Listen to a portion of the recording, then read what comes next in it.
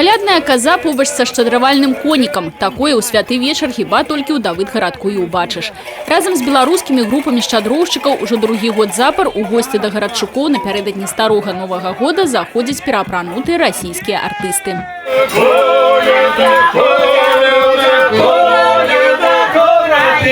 Шумных ды шчырых калядоўшчыкаў і акрутнікаў па сваёй ініцыятыве і па запрашэнні мясцовага кіраўніцтва прывёз у столінскі гарадок сусветная балетная зорка Гедыміна Старанда.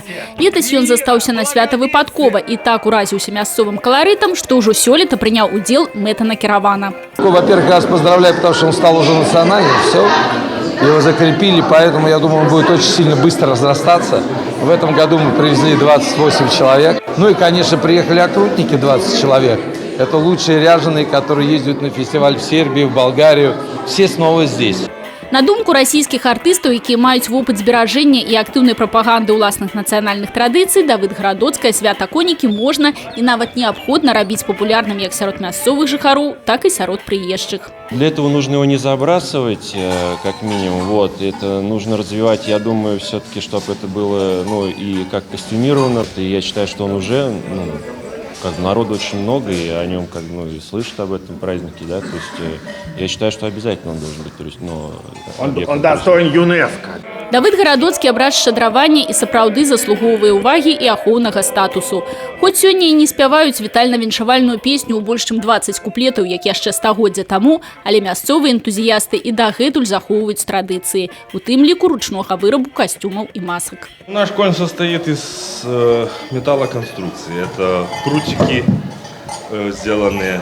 Здесь под голову валенок обтянут тканью, набито поролоном. Обшит тоже тканью белой, пряжка. Аб тым, што конікі гэта яшчэ далёка не ўсе мясцовыя традыцыі сустрэчы шчодрага вечара, ведаюць гарадоцкія старажылы. Обязательно 12 блюд, чтобы на столе было стояло. 12 месяцев в году.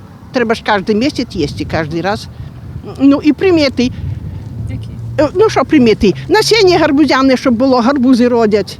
Ну, відкривали і хату, щоб мороз зайшов, щоб не морозив наше все. Далучыцца да традыцыйнага гарадоцкага святкавання сёння можа любы чалавек і любы творчы калектыў. Дзякуючы таму, што абрад конікі занеслі ў дзяржаўны спіс нематэрыяльнай гісторыка-культурнай спадчыны Беларусі, ён разлічвае стаць падставай для правядзення фестываляў міжнароднага ўзроўню. Але для гэтага яшчэ трэба багата чаго зрабіць. Нам нужно делать больше рекламы, перед праздниками делать больше рекламы, так как мало кто вообще знает. Мы ездим тоже по свету и спрашиваем у людей, они не знают вообще, где находится этот город и есть ли такой праздник. Если было бы немножко больше рекламы перед праздником, тогда люди бы знали, что есть такой праздник, здесь весело его празднуют, люди отмечают. У самих гарадчукоў энтузіязму шмат. Яны гатовыя зберагаць і перадаваць традыцыі святкавання малодшаму пакаленню. Насамрэч рабіць маскі, развучваць песні, а галоўнае пранікацца цеплынёй і дабрынёй да людзей, да якіх звяртаешся з пажаданнямі добрага і шчодрага вечара.